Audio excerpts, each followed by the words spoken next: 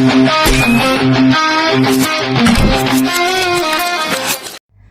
Sobat BMF, kembali lagi bersama BMF Bahari Membawa Fakta, yang dimana kita tidak hanya membahas soal isu, tapi juga membuka beberapa yang sudah ditutup-tutupi. Kali ini kita akan membawakan realita pahit dari negeri maritim. Faktanya, 2,7 juta nelayan di Indonesia masih hidup miskin, yang dimana negara Indonesia itu terkenal akan negara maritim atau memiliki luas laut sebanyak 6 juta kilometer persegi. Bahkan orang yang setiap hari ngasih kita ikan itu malah harus berjuang untuk menghidupi keluarganya hanya untuk sesuap nasi. Lucu tapi gak lucu. Masalahnya itu bukan di lautnya yang sepi ikan, melainkan kebijakan yang gak berpihak kepada mereka, kaum nelayan kecil. Hal tersebut dapat kita lihat pada kasus pagar laut di Tangerang, Banten. Pagar bambu sepanjang 30 km berdiri di tengah laut menutup akses nelayan ke wilayah tangkapnya mereka sendiri. Sehingga ada satu hal yang bikin warganet ataupun kita gregetan melihat proyek tersebut, yaitu adalah proyek tersebut tidak memiliki izin yang resmi. Tapi anehnya proyek tersebut sudah berjalan selama berbulan-bulan, teman-teman. Periodenya Agustus sampai dengan Januari. Kok bisa ya, teman-teman? Karena tidak adanya tindakan tegas dari pemerintah. Akibatnya 3.888 nelayan itu kehilangan penghasilan dan juga mengalami kerugian sebesar 24 miliar rupiah. Boom. Laut yang harusnya menjadi sumber hidup malah menjadi tembok kemiskinan bagi mereka. Dan ini bukan hanya satu kasus, teman-teman. Banyak juga kok aturan yang katanya untuk pengelolaan laut berkelanjutan, tapi malah ujung-ujungnya untuk membatasi nelayan kecil dan memanjakan korporasi-korporasi besar tersebut.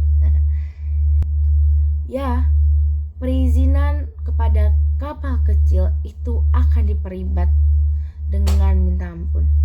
Subsidi BBM pun juga tidak merata, dan juga program bantuan yang sering berhenti di meja pejabat. Kalau udah kayak gini, siapa yang sebenarnya kita jaga? Lautnya atau kepentingannya? Sekarang kita ngomongin soal solusi ya, teman-teman. Bukan yang manis di atas kertas, tapi yang bisa langsung ke jalan. Ya, pertama hal yang perlu kita lakukan ialah menghapus monopoli ruang laut. Ini mana laut itu bukan milik pribadi ataupun bukan dijadikan proyek investasi, melainkan laut adalah sebuah ruang hidup rakyat pesisir maupun anak cucu kita nanti. Yang kedua adalah benahi izin dan pengawasan. Jadi pada setiap jengkal laut itu harus diawasi, dan juga setiap izin harus dibuat menjadi transparansi, sehingga nelayan perlu dilibatkan dalam pengambilan keputusan. Jadi nelayan bukan hanya dijadikan sebagai penonton, teman-teman. Lalu yang ketiga adalah naikkan daya tawar nelayan, yang dimana kita akan memberikan akses permodalan, alat tangkap modern, dan juga fasilitas pasca panen. Karena apabila kualitas ikan yang ditangkap oleh nelayan tersebut masih terjaga, dalam artian adalah ikan tersebut masih dikatakan segar, itu akan memiliki daya nilai yang tinggi saat di pasar. Lalu yang terakhir ialah pastikan kebijakan tersebut itu menyentuh yang kecil. Ya, seperti contohnya kartu kusuka, asuransi nelayan, subsidi BBM. Jadi apapun itu, semua harus ke tangan yang benar-benar kerja di laut, bukan ke orang yang punya data di kantor. Baik Sobat BMF, kalau laut makin dikuasai segelintir orang dan nelayan terus ditekan kebijakan yang buta realita, maka kita jangan heran kalau kemiskinan di pesisir akan menjadi sebuah warisan, bukan keadaan yang sementara.